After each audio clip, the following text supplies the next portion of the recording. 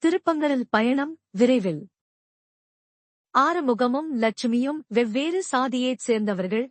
இருவரும் ஒருவரையொருவர் காதலித்து திருமணம் செய்து கொண்டனர். ஆறுமுகத்தின் அப்பா ஒரு அரசியல்வாதி. ஆறுமுகமும் லட்சுமியும் மகிழ்ச்சியாக வாழத் தொடங்கினர். ஆறுமுகம் ஒரு பட்டாசு தொழிற்சாலையில் வேலை செய்யத் தொடங்கினார். நாட்கள் செல்லச் செல்ல தொழிற்சாலையின் முதலாளி ஆறுமுகத்தின் அப்பாவின் தம்பி என்பதை அவர் அறிந்து கொண்டார். அந்த காலகட்டத்தில் இருவருக்கும் ஒரு ஆண் குழந்தை பிறந்தது.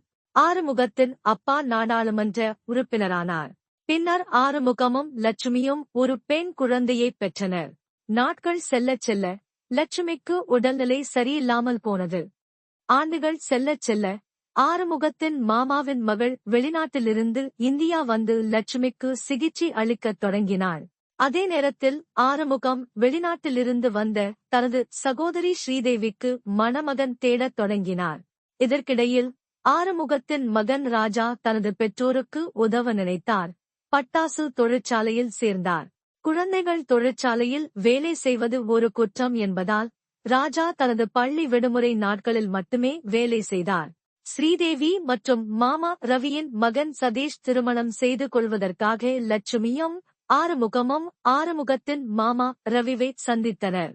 ஸ்ரீதேவிக்கும் சதீஷுக்கும் திருமணம் செய்ய முடிவு பண்ணி இருவரின் நிச்சயதார்த்தமும் பெரியவர்கள் முன்னிலையில் நடந்தது.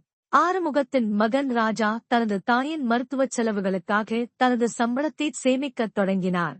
இவர்களின் கதையின் அடுத்த அத்தியாயம் ஆரம்பமாகிறது.